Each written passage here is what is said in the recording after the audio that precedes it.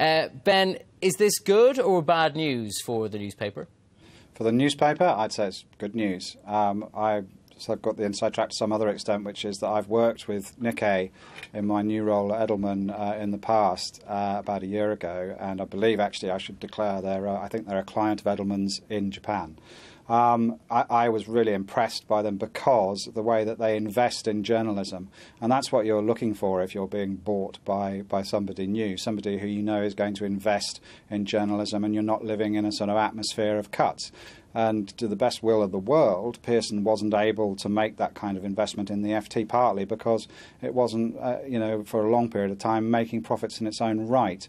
But I think it is good news for the FT, for my former colleagues over there. I hope they'll be cheered by it. I think Nikkei is a very serious organisation. As you said, they are very similar businesses in some ways, even down to the fact, of course, that the FTSE over here is named after the FT and used to belong to the FT group, and the Nikkei index in Japan is owned by Nikkei, so even down to that.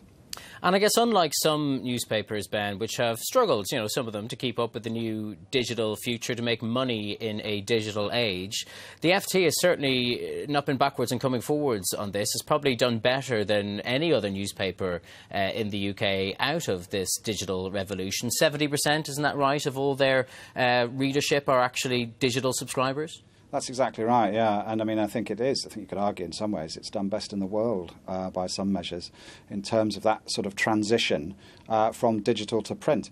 I have to say, ironically, I don't think Nikkei will be in any great hurry to transition it to a digital-only model for two good reasons for that. One is Nikkei very much believes in print. Its own title, The Nikkei, I believe last time I looked, sold about 2.9 million copies a day in print in Japan.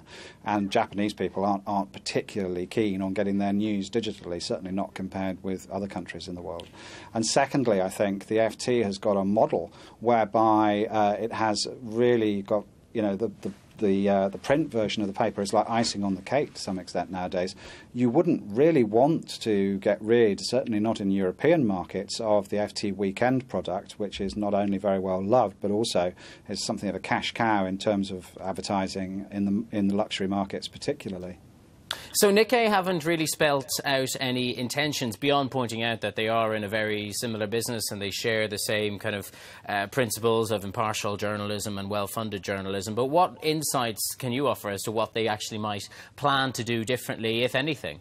I'm afraid I can't tell you. I can't pretend that I know what they're thinking. I can tell you that they certainly have previously been very interested in getting into English language news around the world. I think they recognise the fact that any company that wants to be global and digital has got to be conducting business in English. It is de facto the global language not only of business, to many extents it's now the global language of diplomacy and politics as well. So from their point of view, that makes perfect sense.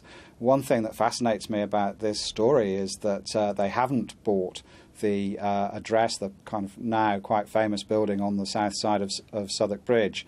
And as far as I know, unless they've bought something recently, Nikkei's offices are quite small on a single floor of a building just off Chancery Lane. They certainly wouldn't be able to accommodate the FT in there. So it looks like either they're going to rent that building back, in which case there'll be minimal disruption, or they're going to build a new one or find a new one. In any case, it'll be an interesting time. We all know about the Japanese taste for small, confined hotel rooms and spaces. So I'm sure there'll be many FT journalists hoping that they don't bring that with them to London. Don't you force your stereotyping on me, Tag. No, that's. Look, I think, like I said before, I think Nikkei are investors in journalism. They recently, and this is why we helped them, was over the launch of a magazine called Nikkei Asian Review, which is in English and circulates around the world, bringing a kind of Asian perspective on Asian affairs. To be honest, I'm not sure how well it's done. It seems to still be around, so I'm sure it's done successfully.